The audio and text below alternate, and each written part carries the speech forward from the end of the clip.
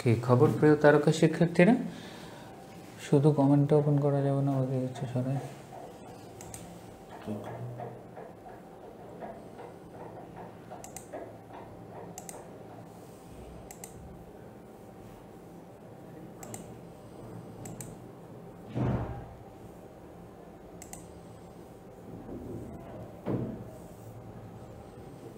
শুধু comment open করা যায় না, অফ করে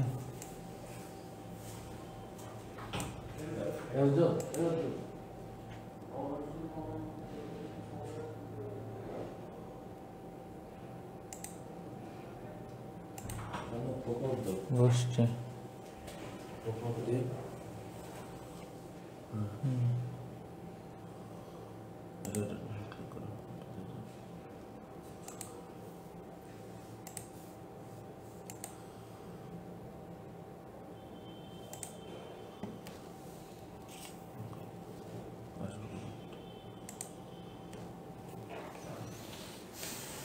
কি খবর প্রিয় তারকা শিক্ষার্থীরা? আলহামদুলিল্লাহ আমি ভালো আছি, আশা করি তোমরাও ভালো আছো।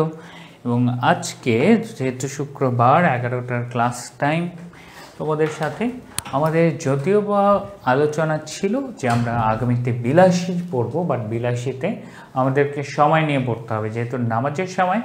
আজ আমরা কি বলে না সাইড আইটেম একটু ডিস্ট্রাই করব। মানব কল্যাণ অ্যাডমিশনে এই প্রবন্ধটা বরাবরই এমন হয়ে আসছে যে একে অনেকটা নেগলেক্ট করে দেখা হয়, বা সেরকমভাবে মানব কল্যাণ থেকে প্রশ্ন আসে না।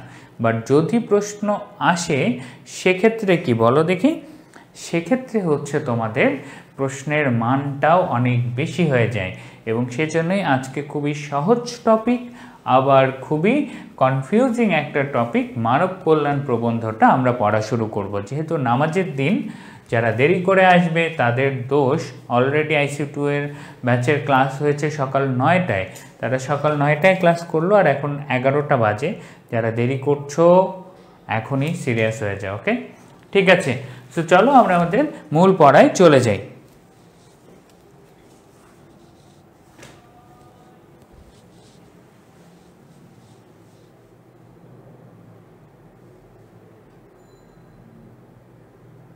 ওকে বাচ্চারা চলে আসছো, আমরা এখন শুরু করে দিই।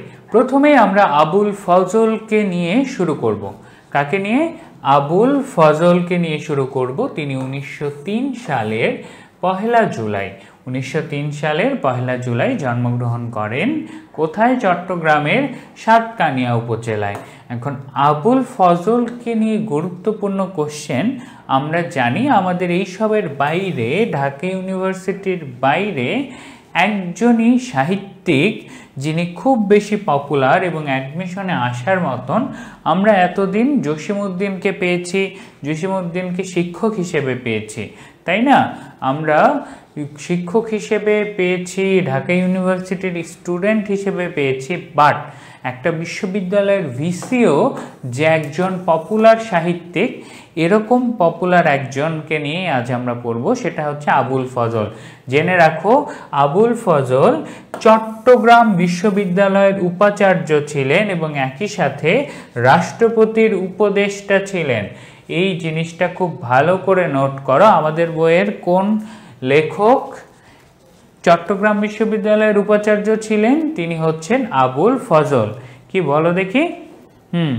তিনি হচ্ছেন আবুল ফজল। ওকে, ঠিক আছে।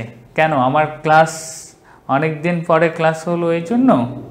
ওকে, তো চট্টগ্রাম বিশ্ববিদ্যালয় নিয়ে যারা স্বপ্ন দেখো, অনেকের কাছে চট্টগ্রাম বিশ্ববিদ্যালয় ভালোবাসার জায়গা, তো এটা গুরুত্বপূর্ণ পুরো অ্যাডমিশন পিরিয়ডের জন্যই। এবং আবুল ফজলের তার বাইরে কি? তার বাইরে হচ্ছে যে তিনি ঢাকা ইউনিভার্সিটিরও স্টুডেন্ট ছিলেন। কি ছিলেন? তিনি ঢাকা ইউনিভার্সিটির স্টুডেন্ট ছিলেন, এটাও জেনে রাখো। ওকে, ঠিক আছে। তাহলে এই জিনিসটা ক্লিয়ার কনসেপ্ট রাখো। এক ঢেলে দুই পাখি হচ্ছে আমাদের আবুল ফজল। একে তো তিনি ঢাকা ইউনিভার্সিটিরও শিক্ষার্থী ছিলেন, আর শিক্ষক বা উপাচার্য কোথাকার ছিলেন? শিক্ষক বা উপাচার্য ছিলেন হচ্ছে তিনি চট্টগ্রাম বিশ্ববিদ্যালয়ের, একই সাথে রাষ্ট্রপতির উপদেষ্টাও ছিলেন। ওকে, তাহলে তার বেসিক জীবন জানা শেষ। আমরা পরবর্তী অংশে চলে যাই। পরবর্তী অংশে তার সাহিত্যকর্ম নিয়ে আলোচনা। তার সাহিত্যকর্মগুলোকে আমাদেরকে একদম শুরুতেই ধারা মুখস্থ করতে হবে, কারণ তার সাহিত্যকর্মের সংখ্যা খুবই কম। এর মধ্যে যেই সাহিত্যটার নাম এখন বলবো পুরো অ্যাডমিশন পিরিয়ডে, সেটা আর কখনোই আমাদের ভোলা যাবে না। সেটা হচ্ছে 21 মানে মাথা নত না করা। আবারও নামটা একদম মাথায় গেঁথে ফেলো। 21 মানে মাথা নত না করা। এই প্রবন্ধটি কার লেখা? এই প্রবন্ধটি আবুল ফজলের লেখা। অ্যাডমিশনে দুইবার রিপিট হওয়া কোশ্চেন, মাথায় রাখো। 21 মানে মাথা নত না করা। প্রবন্ধটা কার? আবুল ফজলের। প্রবন্ধটা কার? প্রবন্ধটা আবুল ফজলের। এই মেনশন দেওয়া এগুলোর বাইরে এখন পড়ায় ঢুকে যাও। ওকে, ঠিক আছে। তো আবুল ফজলের প্রবন্ধের ক্ষেত্রে আমাদের 21 মানে মাথা নত না করা মুখস্থ করতে হবে। আর জীবন পথের, এটা পাথর হয়ে গেছে, এটা জীবন পথের যাত্রী রাঙা প্রভাত, চৌচির এবং সাহসিকা। জীবন পথের যাত্রী রাঙা প্রভাত, চৌচির এবং সাহসিকা, প্রদীপ পতঙ্গ। তার প্রত্যেকটা উপন্যাসের নামও মনে রাখতে হবে। মৃতের আত্মহত্যা অ্যাডমিশনে আসা কোশ্চেন, এটা আবুল ফজলের। আবুল ফজলের সাহিত্যগুলোর সংখ্যা খুবই কম, আমাদেরকে খুব ভালো করে নোট করে রাখতে হবে। বাট এর মধ্যে দুটো নাম একদমই মাথা থেকে ভোলা যাবে না। একটা হচ্ছে মৃতের আত্মহত্যা। মৃতের আত্মহত্যা গল্প গ্রন্থটি কার লেখা? আবুল ফজল। এবং একই সাথে 21 মানে মাথা নত না করা, এটাও কার লেখা? আবুল ফজলের লেখা। ঢাকা বিশ্ববিদ্যালয় থেকে তিনি ডক্টর অফ লিটারেচার ডিলিট উপাধি পান। এবং রেখাচিত্র আত্মকাহিনীর জন্য তিনি কি পান? আদমজী সাহিত্য পুরস্কার। এবারে আমরা একদম শব্দার্থ দিয়ে শুরু করি। আমরা লেকচার শিট দেখে আজকে পড়ছি, যেহেতু এটার গুরুত্ব আমাদেরকে স্পেসিফিকভাবে, মানব কল্যাণ যদি পুরো রিডিং পড়তে চাও মাথা গরম হয়ে যাবে। বাট আমরা যেহেতু এখন অ্যাডমিশনের দ্বার প্রান্তে চলে এসেছি, যেটুকু খাবার দরকার আমরা সেটুকুই খাবো। চলো এখান থেকে শব্দার্থ বেশ কিছু আছে। প্রথমটাই স্বয়ম্ভু। স্বয়ম্ভু অ্যাডমিশনে আসা কোশ্চেন, নোট করে ফেলো। স্বয়ম্ভু শব্দটার অর্থ কি? যে নিজে সৃষ্ট, অর্থাৎ আমরা কেউ কিন্তু নিজে নিজে সৃষ্টি নই, শুধু সৃষ্টিকর্তা। এটা হিন্দু পুরাণ থেকে নেওয়া শব্দ, অর্থাৎ যে নিজে নিজেকে সৃষ্টি করেছে। একজন সাহিত্যিকের নাম, ঠিক আছে, একজন সাহিত্যিকের সাহিত্যের নাম তো এরকম ক্যাচি হয়, মৃতের আত্মহত্যা। এটা আমার পড়া নাই, পড়া থাকলে আমি ব্যাখ্যা করতে পারতাম কেন উনি লিখেছেন। বাট অবভিয়াসলি সাহিত্যকে অ্যাট্রাকটিভ করার জন্য এরকম নাম ব্যবহার করে, ঠিক আছে। ওকে, তারপরে আমরা চলো মূল আলোচনায় চলে যাই। আমরা ছিলাম স্বয়ম্ভূতে। স্বয়ম্ভু শব্দটা অর্থ স্বয়ং সৃষ্ট। এটা দ্বারা মূলত দেবতা বা সৃষ্টিকর্তাদেরকে বোঝানো হয়। ব্রহ্মা, বিষ্ণু, শিব, তারা হচ্ছে হিন্দু ধর্মের মেইন দেবতা, যারা নিজেরা নিজেই সৃষ্টি হয়েছে। ওকে, তারপরে রেশনাল, এই জিনিসটাও অ্যাডমিশনে আসে question. Rational, you are a rational person. Rational শব্দটা কি বলো দেখি? কোন পদ বলো আমাকে? রেশনাল কোন পদ? কে পারবা বলো দেখি? রেশনাল কোন পদ? বাংলায় বলো, রেশনাল শব্দটি কোন পদ? উত্তর করো।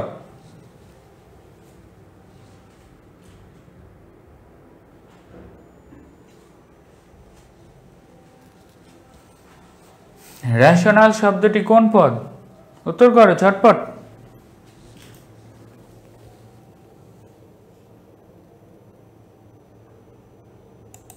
আচ্ছা, তোমাদের সবগুলো লেকচার শিটে আমি আপলোড করে দিব, আলাদা করে ছবি তুলে দিতে হবে না, বুঝছো? তোমাদের একদম ফাইলটা আমি দেখেছি তোমাদের ড্রাইভে কেন জানি আপলোড দেওয়া নেই, অনেক আগেই আমি জমা দিয়ে দিয়েছি। আমি এখনই ক্লাস শেষে ডাউনলোড করে তোমাদের আপলোড করে দেব।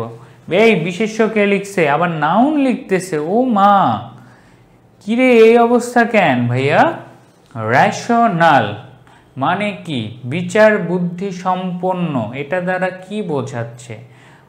রেশনালিটি হতো তখন আলাদা হিসেবে ভাবা যাইতো। রেশনাল যখন তুমি একটা ব্যক্তিকে একদম ডিরেক্টলি স্পেসিফাই করতেছো। আচ্ছা, কলমের কালিটার কালার ওকে রেড কালার দিয়ে দেখি না, যেহেতু সাদা ব্যাকগ্রাউন্ড। আচ্ছা ভাইয়া ঠিক করছে, ওকে। তাহলে রেশনাল হবে বিশেষণ। এখনো যদি পদ খুঁজিতে তোমাদের এমন বাক্য বা এমন অবস্থা পেরোতে হয়, তবে তো ভাইয়ারা এখনো অনেকটা পদ বাকি। এখনো সিরিয়াস হও। পদ বা বাংলায় পদ ব্যাকরণের জন্য, ইংরেজিতে কি? Parts of speech. একটা মার্ক যে কোনো জায়গায়, যে কোনো ভার্সিটিতে এই একটা মার্ক তোমার পিছু জীবনেও ছাড়বে না। এই একটা মার্ক তোমার পিছু জীবনেও ছাড়বে না। ওকে, তাহলে রেশনাল ইজ এ কি বলো দেখি? Is an adjective. ওকে, ঠিক আছে। তাহলে চলো আমরা বাংলা ইংরেজি পড়া বাদ দিয়ে আবার পিওর বাংলায় ঢুকি। সোপান। সোপান মানে হচ্ছে ধাপ। সোপান শব্দটার ব্যবহারিক অর্থ ধাপ, অর্থাৎ ধাপের পর ধাপ, সিঁড়ি ও ধাপের পর ধাপ। সোপান শব্দটা মূলত সিঁড়ি বা ধাপ অর্থে ব্যবহৃত হয়। চাটুকারিতা মানে তোষামোদে আমরা জানি, এটা আমরা অনেক জায়গায় পড়ে আসছি, এটার আর দরকার নাই। অবশ্যম্ভাবী, অবশ্যই ঘটিবে, অনিবার্য, জীবিকা, এগুলো পারবো। ওকে, তারপরে হচ্ছে এই জিনিসটা অ্যাডমিশনে আসা কোশ্চেন, অস্তিত্ববাদ। এখন অস্তিত্ববাদের ইংরেজি প্রতিশব্দটা আমাদের বইয়ে আছে, তাই না? দেখি কে পারবা? অস্তিত্ববাদের ইংরেজি প্রতিশব্দ কেউ পারবা? একটু করো, কারণ এই যে তিনি লিখেছেন, যেহেতু উপাচার্য মহাশয় বেশ কিছু ইংরেজি শব্দ ব্যবহার করেছেন এই পুরো মানব কল্যাণে, ঠিক আছে?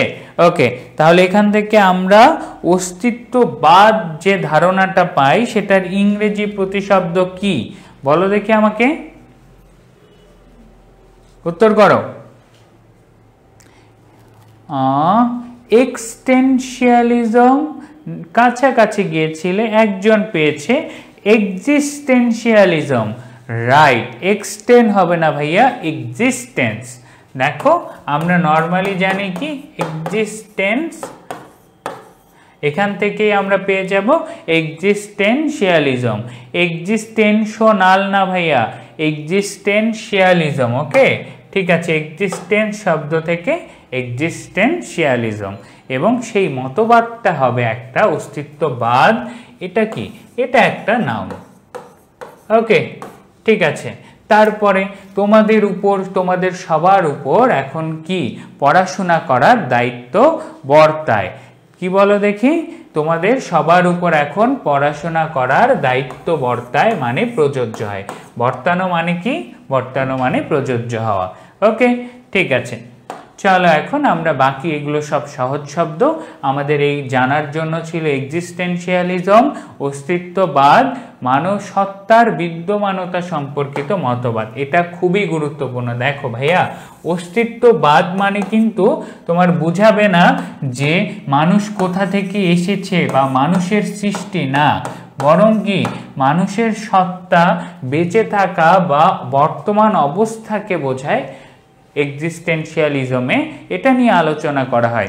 এক্সিস্টেন্সিয়ালিজমে মানুষের সত্তার শুরু বা সত্তার প্রারম্ভিকতা এই শব্দ হবে না। কি কি থাকবে? বিদ্যমানতা বা বর্তমান অবস্থা, এই রিলেটেড শব্দকে বোঝায়। তো খুব ভালোভাবে মাথায় রাখবা, এমসিকিউ ভালোভাবে দাগাবা। ওকে, ঠিক আছে। চলো আমরা এখন ডিরেক্ট মানব কল্যাণ প্রবন্ধটাতে চলে যাই। প্রবন্ধটাতে আসলে আমাদেরকে কি পড়াইতে চাইছে? তো মানব কল্যাণ প্রবন্ধ চলিত ভাষায় রচিত। অবভিয়াসলি আমরা অন্য অনেক প্রবন্ধে অনেক কঠিন কঠিন ভাষা দেখি, মানব কল্যাণে একদম সরাসরি চলিত ভাষায়, ভাষাগত ঝামেলা নাই। প্রবন্ধটি রচিত হয় 1972 সাল। কত সাল? 1972 সাল। এবং কোথা থেকে নেওয়া? মানবতন্ত্র থেকে নেওয়া। কোথা থেকে নেওয়া?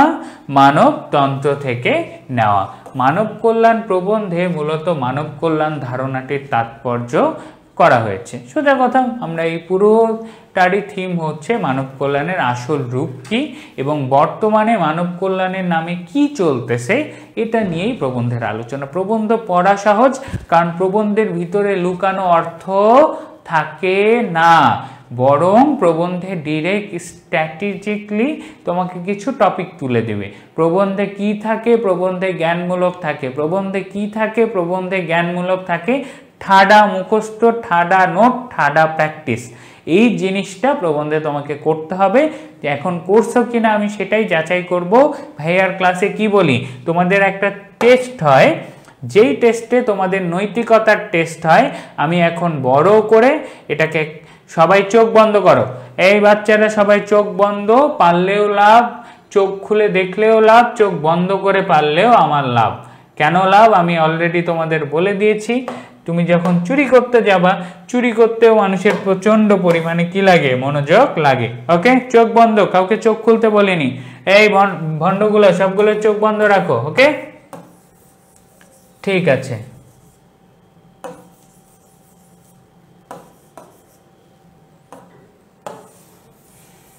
এই আবারও বলছি, পুরো প্রবন্ধে প্রত্যেকটা লাইন এমসিকিউ, বুঝছো?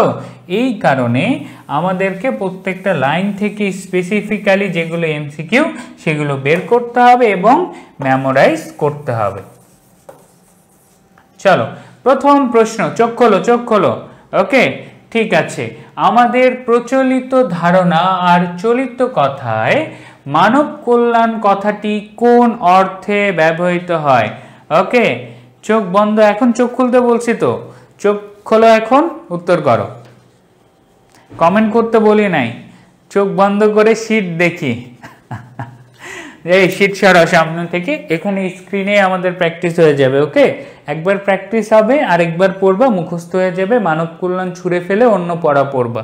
এগুলোকে, এই ধরনের পড়াগুলোকে এইভাবেই ট্রিট করতে হবে। খাবা, মুখস্থ করবা, গিলবা, পরীক্ষার হলে যায় বমি করে দিয়ে আসবা, আর দরকার নাই ভাই। এটাই আমাদের অ্যাডমিশনের চরম সত্য। ওকে, ঠিক আছে, চোখ খুলো তাহলে। ওকে, তাহলে আমাদের প্রচলিত ধারণা আর চলিত কথায় মানব কল্যাণ কথাটি নিজে নিজে পারতেছো কিনা সেটা যাচাই করো।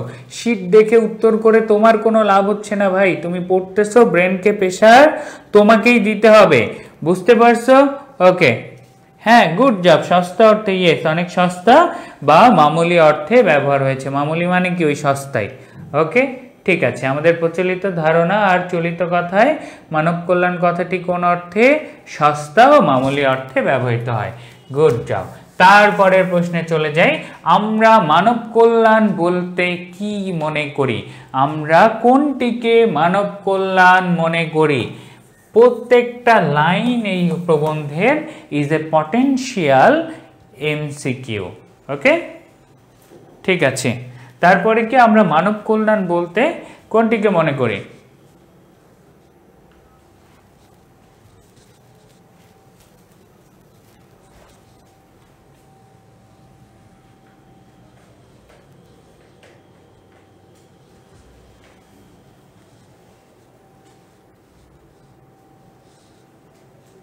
একমুষ্টি ভিক্ষা। ইয়েস, আমাদের কাছে বর্তমানে একমুষ্টি ভিক্ষা দেওয়ায় মানব কল্যাণ হয়ে গেছে। এবং এর সাথে আমরা অর্থটা বলি, শোনো, এই পুরো প্রবন্ধের মেজর থিম হচ্ছে মানব কল্যাণের সঠিক রূপ বোঝানো। মানব কল্যাণ দ্বারা যে দান খয়রাত নয়, বরং মানব কল্যাণ কি বিষয়? মানব কল্যাণ একটি সামষ্টিক বিষয়। তাহলে এই পুরোটাতে মানব কল্যাণের সামষ্টিকতা কি কথা? মানব কল্যাণের সামষ্টিকতা তোলা হয়েছে, যে মানব কল্যাণ করতে হলে সামষ্টিকভাবেই করতে হয়, যেন মানুষের জীবনের আসলেই উন্নতি হয়, শুধুমাত্র কিছু সময় চলার জন্য দান খয়রাত না করা হয়। তারপরে একমুষ্টি ভিক্ষা দেওয়াকে মানব কল্যাণ মনে করলে কি হয়? তুমি যদি, আমরা মানব কল্যাণ বলতে কি মনে করছি? একমুষ্টি ভিক্ষা দেওয়াকে, তাহলে মানব মর্যাদা ও মনুষ্যত্ব বোধ যে আছে, আমরা অন্যদেরকে নিচু করতেছি এবং সত্যিকার অর্থে মানুষের যে মর্যাদাটা আছে সেটাকে আমরা ক্ষুণ্ণ করতেছি। সোজা কথা, তাহলে ক্লিয়ার করে দিল। বর্তমানে মানব কল্যাণকে আমরা বানায় ফেলছি একমুষ্টি ভিক্ষা দেওয়াকে, এবং যেটাকে খুব সস্তা বা মামুলি অর্থ বানায় ফেলছি। এবং এটা বানানোর কারণে কি হচ্ছে? খুবই সিম্পল, মানব মর্যাদা অর্থাৎ মানুষ হিসেবে আমাদের যে মর্যাদা আছে, আমাদের যে মনুষ্যত্ব বোধ আছে, সেটা ক্ষুণ্ণ হচ্ছে। তারপরে আমরা উপরের হাত এবং নিচের হাতের আলোচনায় চলে আসি। এখানে উপরের হাত এবং নিচের হাতের আলোচনা ব্যাপারে কে বলেছেন? এটা ইসলামের নবী অর্থাৎ মহানবী সাল্লাল্লাহু আলাইহি সাল্লাম বলেছেন উপরের হাত সবসময় কি নিচের হাতের থেকে শ্রেষ্ঠ। খুবই বেসিক এমসিকিউ। উপরের হাত দ্বারা বোঝায় কি? উপরের হাত দ্বারা বোঝায় দানকারীর হাত, নিচের হাত দ্বারা বোঝায় দান গ্রহণকারীর হাত। তাহলে উপরের হাত, কোন হাত শ্রেষ্ঠ? উপরের হাত নিচের হাত থেকে শ্রেষ্ঠ। এটা কার বক্তব্য? ইসলামের নবী অর্থাৎ হযরত মুহাম্মদ সাল্লাল্লাহু আলাইহি ওয়াসাল্লামের। এবং উপরের হাত দ্বারা বোঝায় দানকারী এবং নিচের হাত দ্বারা বোঝায় দান গ্রহীতা। ওকে, আমরা এখন এই পাশের পার্টে চলে আসি।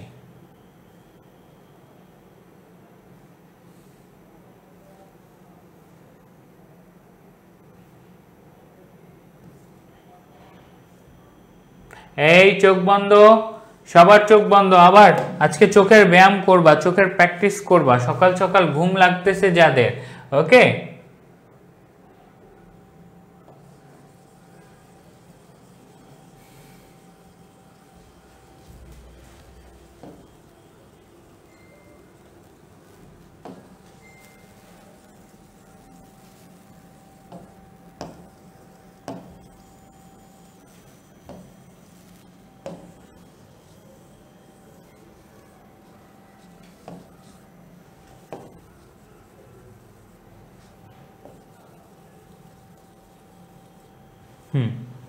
ওকে, চোখ খোলো এবার।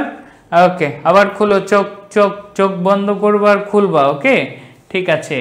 চশমা পরি নাই তো? আচ্ছা, তাহলে দেখতেই পারবা না। বাহ, সেই উত্তর।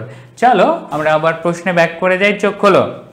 ওকে, তারপরে মনুষ্যত্ব আর মানব মর্যাদার দিক থেকে, মনুষ্যত্ব আর মানব মর্যাদার দিক থেকে অনুগ্রহকারী আর অনুগৃহীতের মধ্যে কি বলো দেখি? আকাশ পাতাল তফাৎ। এই জিনিসটাই আমাদেরকে নোট করতে হবে। কিসের দিক থেকে অনুগ্রহকারী আর অনুগৃহীতের মধ্যে আকাশ পাতাল তফাৎ? সেটা হচ্ছে মানব মর্যাদার দিক থেকে। সিরিয়াস কথা, মানুষ হিসেবে আমরা একজন ভিক্ষুককে কি চোখে দেখি আর একজন দানশীল ব্যক্তিকে কি চোখে দেখি আমরা জানি। মানব কল্যাণ মানে হচ্ছে প্রত্যেকটা মানুষকে কি হতে হবে? সমান হতে হবে, সবারই মানব মর্যাদা থাকতে হবে, তাই না? তাহলে আকাশ পাতাল তফাৎ কিসের উপর? মনুষ্যত্ব আর মানব মর্যাদার উপর। কি ক্ষুণ্ণ হয়? তুমি যদি দান করো সেক্ষেত্রে মনুষ্যত্ব বা মানব মর্যাদাই ক্ষুণ্ণ হয়। এই মানব মর্যাদার এই স্পেসিফিক টপিকটা মনে রাখবে। এবং এবং এবং সেম, এটা কি শুধু ব্যক্তির বেলায় সত্য না, এটা দেশ ও রাষ্ট্রের বেলায়ও সত্য। কি বলো দেখি? এটা যে শুধু ব্যক্তির বেলায় না, সেটা দেশ আর রাষ্ট্রের বেলায়ও সত্য। যে রাষ্ট্র যখন একজন ব্যক্তিকে অনুগ্রহ দান খয়রাত করবে, সেটা দিয়ে কিন্তু মানব মর্যাদা এবং কি বলো দেখি তোমার মনুষ্যত্ব, এটা ক্ষুণ্ণই হবে। বরং রাষ্ট্র থেকে অনুদান গ্রহণ করতেছে, এটা কি খুব ভালো মর্যাদাকর বিষয়? না। ওকে, তারপরে চলো, কি রাষ্ট্র কিসের প্রতীক? অ্যাডমিশনে দুইবার আসা কোশ্চেন, নোট করো। কি বলো দেখি, রাষ্ট্র কিসের প্রতীক? সরি, এটা দুইবার না একবার আসছে। একবার তোমার কত সালে, 7-এর ওই দিকের কোশ্চেন। তারপরে এটা অ্যাডমিশনের জন্য গুরুত্বপূর্ণ, রাষ্ট্র কি, যেহেতু একটু সমাজবিজ্ঞান রিলেটেড। ওকে, ঠিক আছে। তাহলে রাষ্ট্র কিসের প্রতীক? রাষ্ট্র কিসের প্রতীক? ঝটপট অ্যান্সার করবে। রাষ্ট্র কিসের প্রতীক? রাষ্ট্রের বেলায় অধিকতর সত্য, ব্যক্তির বেলায় সত্য শুধু, অধিকতর সত্য কিসের বেলায়? রাষ্ট্র আর দেশের বেলায়। যে মনুষ্যত্ব মানব মর্যাদার দিক থেকে আকাশ পাতাল তফাৎ, ব্যক্তির বেলায় সত্য, দেশ ও রাষ্ট্রের বেলায় আরো অধিকতর সত্য। ওকে, ইয়েস, মাথায় রাখো এই লাইনটা ভোলাই যাবে না। রাষ্ট্র কি? জাতির যৌথ জীবন। কি বলো দেখি, রাষ্ট্র কিসের প্রতীক? রাষ্ট্র জাতির যৌথ জীবন আর যৌথ চেতনার প্রতীক। এই লাইনটা মনে রাখো। এখান থেকে আসলে এই যে কবি প্রথমে জানাইলো, তারপর যে রাষ্ট্র নিয়ে আলোচনা শুরু করলো, এই জায়গাটা আমাদের জন্য খুবই গুরুত্বপূর্ণ। ওকে, ঠিক আছে। রাষ্ট্র কিসের প্রতীক? জাতির যৌথ জীবন আর যৌথ চেতনা। রাষ্ট্রকে নিয়ে 3টা এমসিকিউ। রাষ্ট্র কি বলো দেখি? 3 ইডিয়টস বেসিক এমসিকিউ, বা এখানে 4টা মেইনলি বেসিক এমসিকিউ আছে। এই 4টা বেসিক এমসিকিউ রাষ্ট্রকে নিয়ে ভোলা যাবে না। এমনকি এই পুরো প্রবন্ধের কি, এই পুরো প্রবন্ধের সবচেয়ে সিরিয়াস আর অ্যাডমিশনে আসার মতো প্রশ্ন হচ্ছে এই 4টা সিরিয়ালি। রাষ্ট্র কিসের প্রতীক? জাতির যৌথ জীবন আর যৌথ চেতনার প্রতীক। রাষ্ট্রের বৃহত্তর দায়িত্ব কি? এইগুলো জ্ঞানমূলক, এখানে বোঝার কিছু নাই। বইয়ে হুবহু যেই লাইনটা আছে সেই লাইনটাই অপশনে খুঁজে তোমাকে অ্যান্সার করতে হবে। এর রিলেটেড কাছাকাছি অন্য প্রশ্ন অ্যান্সার করলেও তোমার ভুল হয়ে যাবে। এই জিনিসটাই প্রবন্ধের পার্থক্য, ঠিক আছে? ওকে, পরের কোশ্চেন, রাষ্ট্রের বৃহত্তর দায়িত্ব কি? রাষ্ট্রের বৃহত্তর দায়িত্ব কি? ঝটপট অ্যান্সার করো। এই যে এটাতে আটকে গেছে 10টা, শীটের দিকে তাকায় বলতেছে আল্লাহ ভুলে গেছি। এখন ভুলো, ক্লাসের পরে নিজে পড়ে আর যেন অ্যাডমিশনে যায় না ভুলো, ঠিক আছে? ওকে, রাষ্ট্রের বৃহত্তর দায়িত্ব হচ্ছে জাতিকে আত্মমর্যাদা সম্পন্ন করে তোলা। কি বলো দেখি, জাতিকে কি করে তোলা? বৃহত্তর ও জাতিকে আত্মমর্যাদা সম্পন্ন করে তোলা। তাহলে আমরা জানলাম রাষ্ট্র কি? জাতির যৌথ জীবন আর যৌথ চেতনার প্রতীক। রাষ্ট্রের বৃহত্তর দায়িত্ব কি? জাতিকে আত্মমর্যাদা সম্পন্ন করে তোলা। এবং অ্যাডমিশনে আরও আসা আরেকটা কোশ্চেন, আত্মমর্যাদা সম্পন্ন নাগরিক সৃষ্টি করতে পারে না কোন রাষ্ট্র? আত্মমর্যাদা সম্পন্ন নাগরিক সৃষ্টি করতে পারে না কোন রাষ্ট্র? যে রাষ্ট্র হাত পাতা আর চাটুকারিতাকে প্রশ্রয় দেয়। তাহলে কোন রাষ্ট্র আত্মমর্যাদা সম্পন্ন নাগরিক তৈরি করতে পারে না? যে রাষ্ট্র হাত পাতা এবং চাটুকারিতাকে প্রশ্রয় দেয়। ওকে, ঠিক আছে। তারপর হচ্ছে দান বা ভিক্ষা গ্রহণকারীর দীনতা। দীনতা মানে কি? তার অসহায়ত্ব কোথায়? তার পুরো শরীরে বা সর্ব অবয়বে প্রতিফলিত হয়।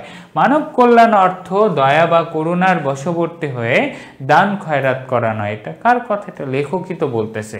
এটাও সেরকম গুরুত্বপূর্ণ না, আমরা নেক্সট অপশনে চলে যাব। আমরা এই 4টা আরেকবার বলি দেখি। রাষ্ট্র কিসের প্রতীক? জাতির যৌথ জীবন যৌথ চেতনার প্রতীক। জাতিকে, রাষ্ট্রের দায়িত্ব কি? জাতিকে কি করে তোলা? জাতিকে আত্মমর্যাদা সম্পন্ন করে তোলা। কোন রাষ্ট্র জাতি মর্যাদা সম্পন্ন নাগরিক সৃষ্টি করতে পারে না? সেটা হচ্ছে যে রাষ্ট্র হাত পাতা আর চাটুকারিতাকে প্রশ্রয় দেয়। এবারে চোখ বন্ধ এবং অ্যাডমিশনের আরো একটা বড় কোশ্চেন আমরা পেয়ে গিয়েছি। ওকে ওকে, চোখ বন্ধ।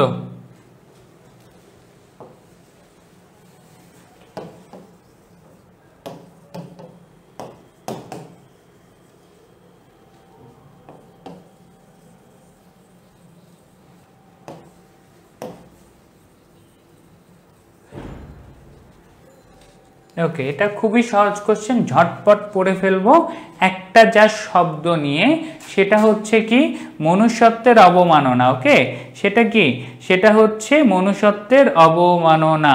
আচ্ছা, এখন কি ক্যামেরা বন্ধ হইলো নাকি? ক্যামেরা একটু কাঁপাকাঁপি করলো, বন্ধ হইলে আমাকে বলিও। ওকে, ঠিক আছে। তারপরে আসি, লেখক মানব কল্যাণ বলতে চান না কোন কাজকে, যেই কাজের অবিসম্ভাব্য পরিণতি কি? মনুষ্যত্বের অবমাননা। এই যে টপিকটা, এই টপিকটাকে মাথায় রাখো। মনুষ্যত্বের অবমাননা হচ্ছে করুণার বশবর্তী হয়ে কাউকে দান খয়রাত করা। সেটা কি? সেটা মনুষ্যত্বের অবমাননা। মনুষ্যত্বের অবমাননা হচ্ছে তুমি করুণার বশবর্তী হয়ে কাউকে দান করবা। এখন এই যে তুমি কাউকে দান করলা, সেটা যদি মনুষ্যত্বের অবমাননা হয়, তাহলে মনুষ্যত্বের অবমাননা কখনো কি হতে পারে না? মানব কল্যাণ হতে পারে না। সিম্পল। দান খয়রাত করলে হবে মনুষ্যত্বের অবমাননা, মনুষ্যত্বের অবমাননা হইলে সেটা কি হবে না? মানব কল্যাণ হবে না। ওকে, তারপরে মানব কল্যাণের উৎস নিহিত রয়েছে কোথায়? মানব কল্যাণের উৎস নিহিত রয়েছে মানুষের মর্যাদাবোধ বৃদ্ধি আর মানবিক চেতনার বিকাশে। সিম্পল একটা কোশ্চেন, এটা তোমরা পড়ে নিও। ওকে, চলো এখন আমাদের এই জায়গায় খুব একটা গুরুত্বপূর্ণ প্রশ্ন ছিল না, আমরা পরবর্তী অংশে চলে যাই। এবং এর পরেই আসে আমাদের ঝটাঝট পটাপট মুখস্থ করার মতন টপিক। প্রত্যেকটা লাইন ট্রিপল স্টার এমসিকিউ এই পার্টে। চোখগুলো বন্ধ, চোখগুলো বন্ধ। সোপান মানে কি? সিঁড়ি। প্রাথমিক সোপান মানে কি? শুরুর ধাপ বা প্রথম ধাপ। প্রত্যেকটা লাইন মাথায় রাখো ভাইয়া। এখানে এমসিকিউ, চোখ বন্ধ। এখান থেকে এই লাইনটা স্ক্রিনশট তুলে রাখো।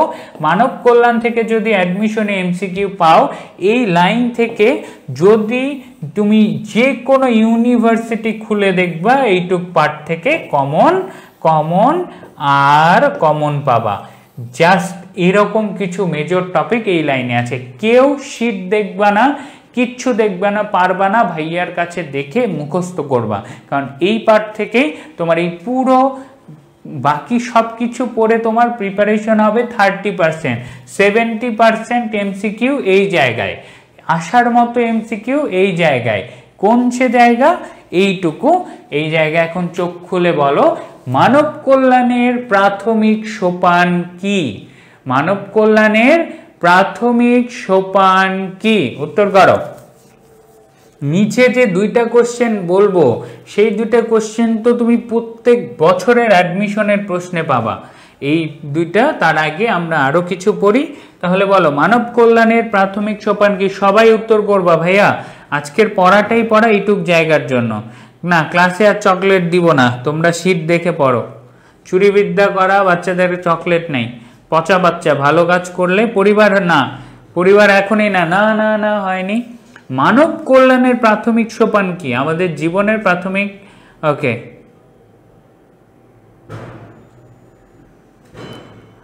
আচ্ছা, শীটে দাগায় নাও, শীটে দাগায় নাও, ঠিক আছে।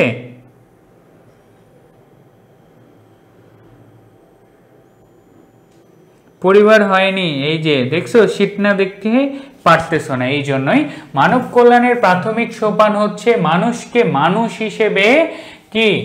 মানুষকে মানুষ হিসেবে গণ্য করা। মানব কল্যাণের প্রাথমিক সোপান কি?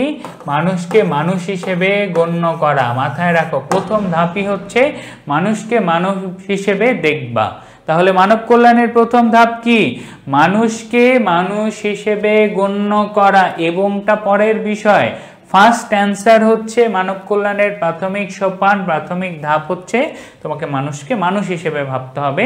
ভিক্ষুক হিসেবে ভাবা যাবে না, গরিব মানুষ হিসেবে ভাবা যাবে না, অসহায় মানুষ হিসেবেও ভাবা যাবে না। তুমি যদি মানব কল্যাণ করতে চাও, কাউকে সবার আগে তার সব পরিচয়ের ঊর্ধ্বে তোমাকে ভাবতে হবে সে একটা মানুষ।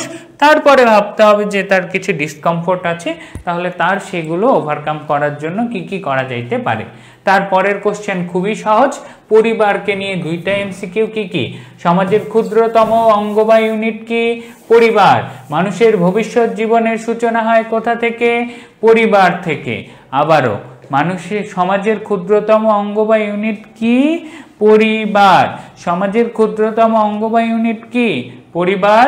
তারপরে মানুষের ভবিষ্যৎ জীবনের সূচনা হয় কোথা থেকে? পরিবার থেকে।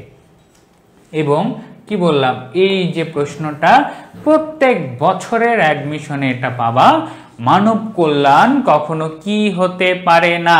যে কয়েকটা অপশন আছে সবগুলো মুখস্থ করো। স্বয়ম্ভু বিচ্ছিন্ন সম্পর্ক রহিত, স্বয়ম্ভু বিচ্ছিন্ন সম্পর্ক রহিত মানব কল্যাণ কখনো কি হতে পারে না, ব্যক্তিকেন্দ্রিক স্বয়ম্ভু বিচ্ছিন্ন ও সম্পর্করহিত মানব কল্যাণ কখনো এভাবে হতে পারে না, কারণ একক কাজ দিয়ে কখনো মানব কল্যাণ করা যায় না। তাহলে মানব কল্যাণ কখনো কি হতে পারে না, স্বয়ম্ভু বিচ্ছিন্ন ও সম্পর্করহিত। আবারও বলি, স্বয়ম্ভু বিচ্ছিন্ন ও সম্পর্ক রহিত।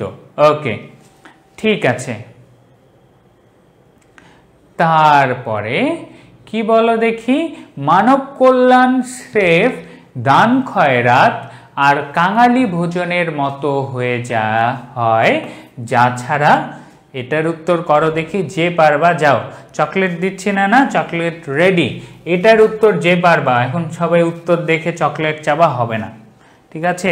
উপরে আল্লাহ আছে, আল্লাহকে বিচার দিলাম। যদি উত্তর দেখে উত্তর করো আর আমার হাত থেকে যদি সংবর্ধনার দিন আসে চকলেট নিয়ে যাও, আমি পরকালে গিয়ে দাবি করবো আল্লাহ আমার কাছ থেকে আমাকে ধোকা দিয়ে একটা চকলেট নিয়ে নিচ্ছে, ওই চকলেটটা আমি দাবি করব। সো সাবধান, যে বই দেখে বা শিট দেখে অ্যান্সার করে আমার কাছে চকলেট দাবি করবো, ভাই একটা চকলেটের জন্য আমি কিন্তু তোমার সওয়াব নিয়ে নিব, মাথায় রাখো, ঠিক আছে? ওকে। এবং এই জায়গার বলতে পারো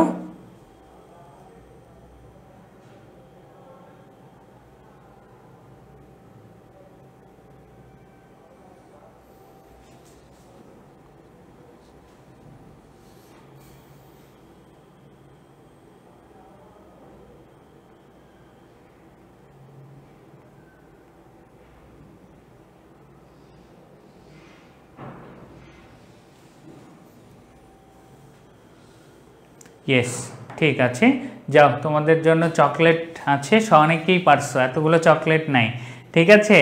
ওকে, ক্লিয়ার। তাহলে সেটা হচ্ছে কি, মানব কল্যাণ সেফ দান খয়রাত আর কাঙালি ভোজনের মতো কি ছাড়া, উপলব্ধি ছাড়া। এখন যারা দেখে ফেলেছো মাথায় গেঁথে ফেলো, মানব কল্যাণ দান খয়রাত বা কাঙালি ভোজন হবে কখন, যদি তার মধ্যে উপলব্ধি না থাকে। তারপরে হচ্ছে মানব মর্যাদার একটা অবমাননাকর পদ্ধতি হচ্ছে কাঙালি ভোজন। কি বলো দেখি, কাঙালি ভোজনকে আমরা কি মানব মর্যাদার একটা অবমাননাকর পদ্ধতি হিসেবে দেখি। কোনটি করে বাহবা কুড়ানোর লোক এই দেশে অভাব, এই দেশে নাই। কাঙালি ভোজন অর্থাৎ গরিব মানুষদেরকে কাঙালের মতন খাওয়ায়, আমাদের দেশে অনেক মানুষই বাহবা কুড়ায়, বাট এটা আসলেই মানব কল্যাণ নয়। ওকে, তারপরে চলো আমরা এই পার্টটুকু আসলেই গুরুত্বপূর্ণ। এরপরে জাস্ট হচ্ছে রবীন্দ্রনাথ আর বঙ্কিমচন্দ্রের কয়েকটা কথা আছে, এটা পড়লেই আমাদের প্রবন্ধ শেষ। পরের অংশ এটা আর ঢাকবো না, অনেক তোমাদের নীতির পরীক্ষা হয়েছে, ঠিক আছে? কল্পনায় মানুষ সব করতে পারে, মনের মধ্যে যা হবে। না না, যে চকলেট খাইলা না সেটার হিসাব কি আমি বলছি না তোমরা দাবি করবা সবাই চকলেট, কখন? সংবর্ধনার দিনে। এবার আমি ভাবতেছি তোমাদের সংবর্ধনার দিনে সান্টা ক্লজের মতো একটা ব্যাগ নিয়ে পিঠের মধ্যে চকলেট নিয়ে আসতে হবে। যে হারে পড়াগুলো এখন পারতেছো এটাই কন্টিনিউ রাখো ভাইয়া, বাংলায় আর চিন্তা করতে হবে না, সিরিয়াসলি বলতেছি। ওকে, ঠিক আছে। তারপরে চলো এখন মানব কল্যাণ প্রবন্ধে মানব মর্যাদার অবমাননাকর পদ্ধতি কি, কাঙালি ভোজন। আর আমাদের সমাজে কোন ধরনের লোকের অভাব নাই, যারা বাহবা কুড়ায়, কাঙালি ভোজন করিয়ে। তারপরে মনুষ্যত্বকে বাদ দিয়ে স্রেফ জৈব অস্তিত্বের প্রতি সহানুভূতিশীল মানব কল্যাণ কখনো কি হয় না, ফলপ্রসূ হয় না। তারপরে হচ্ছে এই লাইনটাও আজীবন মনে রাখার মতো, দুইটা লাইন এই জায়গায়, তিনটা লাইন এই মানব কল্যাণ থেকে জীবনেও ভোলা যাবে না। মানব কল্যাণ কখনো কি হতে পারে না, ব্যক্তিকেন্দ্রিক স্বয়ম্ভু। তারপরে কি বলো দেখি, ব্যক্তিকেন্দ্রিক স্বয়ম্ভু সম্পর্ক রহিত, এরকম কখনোই মানব কল্যাণ হতে পারে না। মানব কল্যাণ স্রেফ দান খয়রাত বা কাঙালি ভোজন হয়ে যায় কখন? এটাও বলা যাবে না, কি ছাড়া? উপলব্ধি ছাড়া। তারপরে আরো একটা কোশ্চেন, কি মানব কল্যাণ করা যায় না কোন মনোভাব নিয়ে, কোন নীতি নিয়ে মানব কল্যাণ করা যায় না? বিভক্তিকরণের নীতি নিয়ে। কি বলো দেখি? বিভক্তিকরণের নীতি নিয়ে মানব কল্যাণ কখনোই করা যায় না। ক্লিয়ার? মানব কল্যাণের এই তিনটা প্রশ্ন যাই করো ভাই, অ্যাটলিস্ট এই তিনটা ভুলিও না, এখান থেকে কোনো না কোনো ভার্সিটিতে চলে আসবে। কি সেটা? মানব কল্যাণ করা যায় না কোন মনোভাব? বিভক্তিকরণের মনোভাব নিয়ে। আর মানব কল্যাণ হতে পারে না স্বয়ংভূ, বিচ্ছিন্ন, সম্পর্করহিত, ব্যক্তিকেন্দ্রিক, স্বার্থকেন্দ্রিক। ক্লিয়ার? ওকে, চলো এখন তারপরে সত্যিকারের মানব কল্যাণ কিসের ফসল? মহৎ চিন্তা ভাবনার ফসল। সত্যিকারের মানব কল্যাণ কিসের ফসল? মহৎ চিন্তা ভাবনার ফসল। আমরা প্রায় শেষ পর্যায়ে চলে এসেছি। এখন প্রায় শেষ না, এখনো মেলা কোশ্চেন আছে, বাট সেগুলো নিয়ে আমরা পরে আলোচনা করব। ওকে,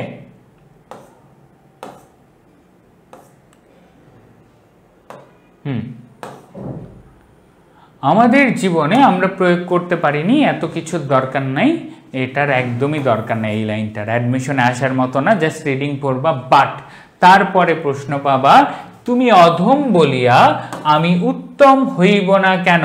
এই উক্তিটি কার? এটা বঙ্কিমচন্দ্র চট্টোপাধ্যায়ের। কার? বঙ্কিমচন্দ্র চট্টোপাধ্যায়ের। এবং এবং এবং ভাইয়া আমরা পড়তেছি আবুল ফজলের লেখা, বঙ্কিমচন্দ্র কই থেকে আসলো? তো নিজের লেখায় বঙ্কিমচন্দ্র কয়েকটা উক্তি উল্লেখ করেছেন, তার মধ্যে একটা উক্তি কি? তুমি অধম বলিয়া আমি উত্তম হইব না কেন? উক্তিটি কার? বঙ্কিমচন্দ্র চট্টোপাধ্যায়ের। অ্যাডমিশনে খুব সুন্দর চেহারা নিয়ে এই প্রশ্নটা এসেছিল এবং আবারও আসার মতন। তুমি অধম, অ্যাডমিশনে এই জিনিসটা পাবাই। এই লেখাটি কার? এটি কে বলেছেন? এটি কার কথা? এই ধরনের প্রশ্নে অ্যাডমিশনে ফরজ আসবেই। সেরকমই একটা লাইন হচ্ছে এটা, তুমি অধম বলিয়া আমি উত্তম হইব না কেন? কার লেখা? বঙ্কিমচন্দ্রের।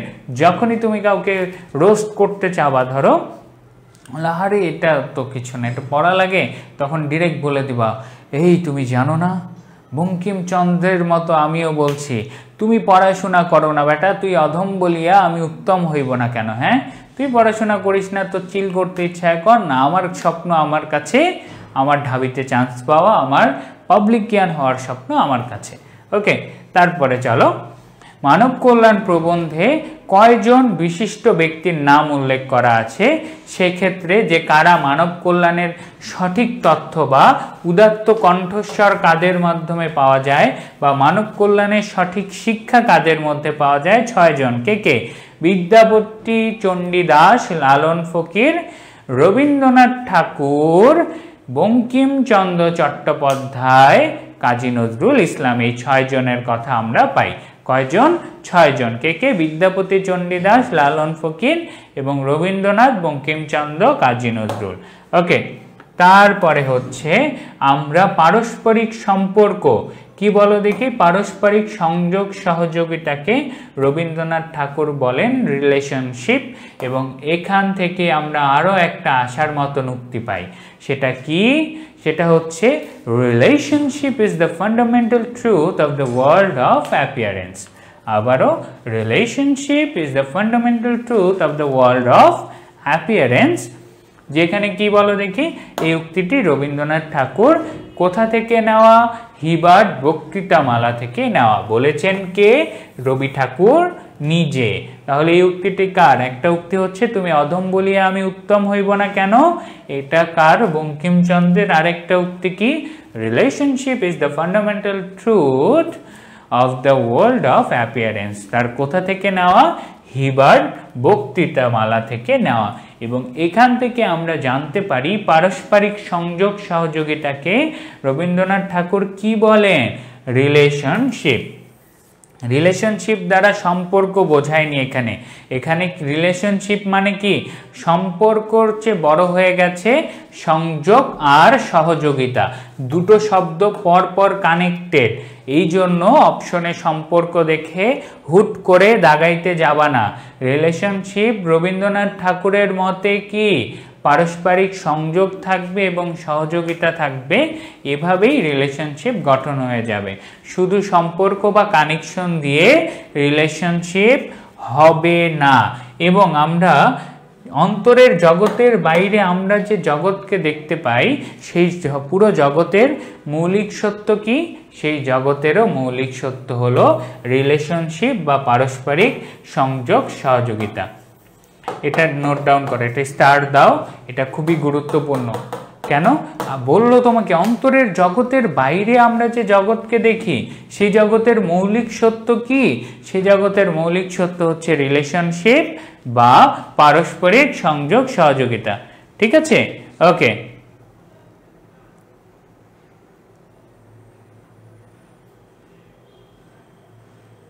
এটা ওই রিলেশনশিপ না, ওকে।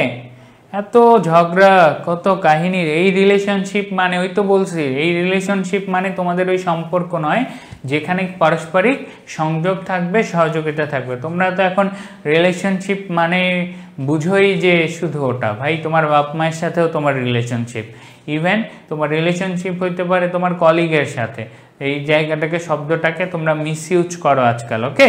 ঠিক আছে, এবং এটাই ভাবতে থাকো, কমেন্টে এটাই লিখতে থাকো, লিখতে থেকে থেকে পরীক্ষার হলে ওটা লিখে দিয়ে আসিও, সমস্যা নাই। পরীক্ষার হলে ফেল করে তারপর দুজনে লুঙ্গি পরে আর শাড়ি পরে ঘুরে বেড়াই, ওকে। ঠিক আছে, চলো এখন তারপরে, মানব কল্যাণের সাথে অবিচ্ছেদ্য সম্পর্ক কার? Triple star question. মানব মর্যাদার, এবং মানব মর্যাদার ইংরেজি প্রতিশব্দ হিউম্যান ডিগনিটি। এই জায়গায় মাথায় রাখো, এই পুরো বইয়ে বেশ কিছু ইংরেজি শব্দ আছে। একটা হচ্ছে অস্তিত্ববাদ, এক্সিস্টেন্সিয়ালিজম, পারস্পরিক সংযোগ সহযোগিতা, রিলেশনশিপ, মানব মর্যাদা, হিউম্যান ডিগনিটি। এগুলো আমাদেরকে মনে রাখতে হবে, ঠিক আছে, ওকে। কালের বিবর্তনে এখন আমরা আর কি নই, আমরা এখন আর গোষ্ঠীবদ্ধ জীব নই। আমরা একটা টাইমে কি ছিলাম, আমরা মানব জীবন একটা টাইমে গোষ্ঠীবদ্ধ ছিলাম, এখন আমরা একক জীব হয়ে গেছি, ওকে।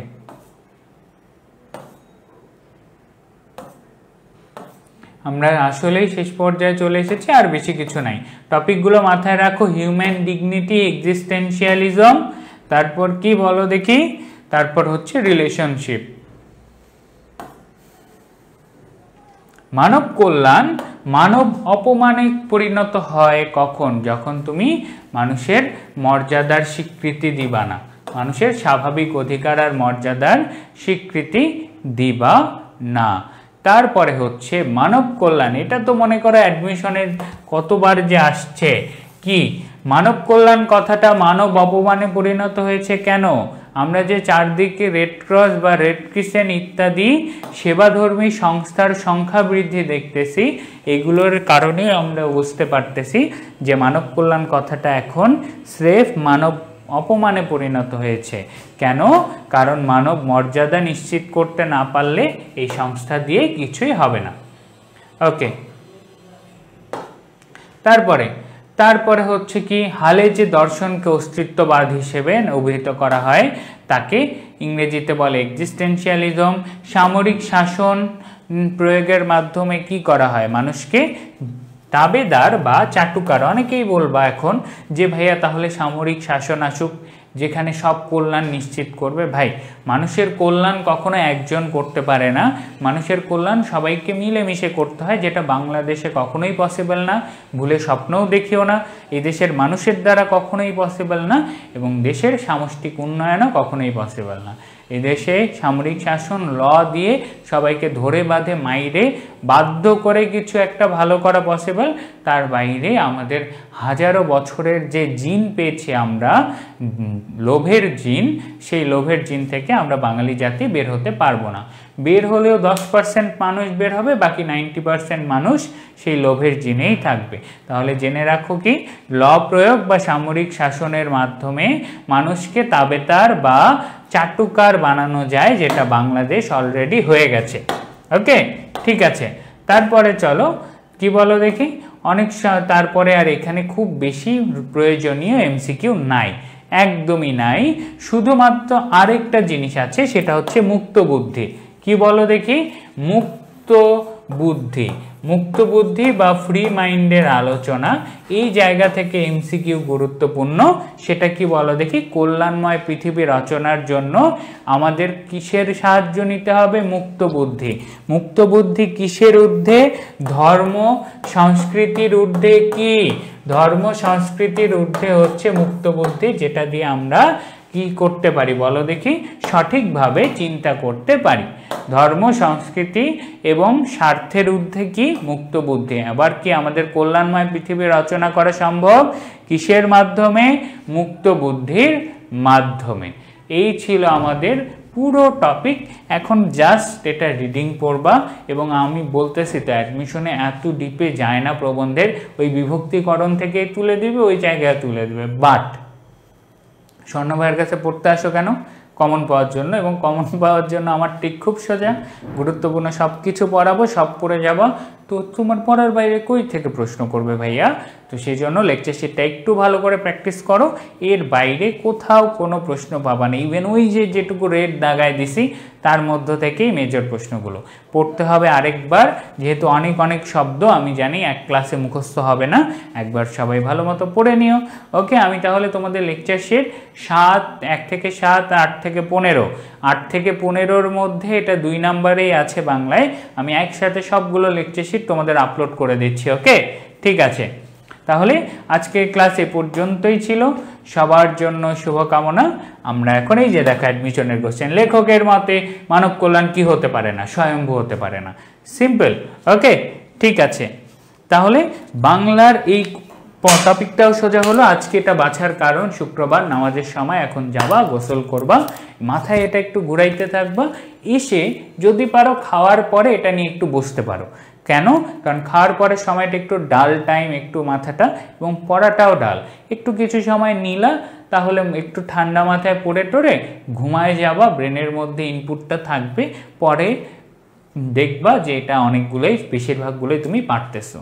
ঠান্ডা মাথায় প্রবন্ধ রিলেটেড বা এরকম হিবিজিবি কঠিন কঠিন শব্দ লাইক অস্তিত্ববাদ, এই ধরনের শব্দ, সমাজবিজ্ঞান রিলেটেড টপিক পড়ার এটাই নিয়ম। সব সময় ঠান্ডা মাথা, এবং আমরা জানি শুক্রবারে খাওয়ার পরে সময়টার মতন ঠান্ডা আবহাওয়া আমাদের বাসায় কখনোই থাকে না, তাই না? একদম সবাই ঘুমায় যায়, খুব একটা ঠান্ডা পরিবেশ, চারপাশ ঠান্ডা, কোনো কাচর ম্যাচর কোনো আওয়াজ নাই, ওই মোমেন্টে পড়ে ফেলতে পারো। ওকে, ঠিক আছে। তাহলে সবার জন্য শুভকামনা, দেখা হবে আগামী ক্লাসে ইনশাল্লাহ। ওকে,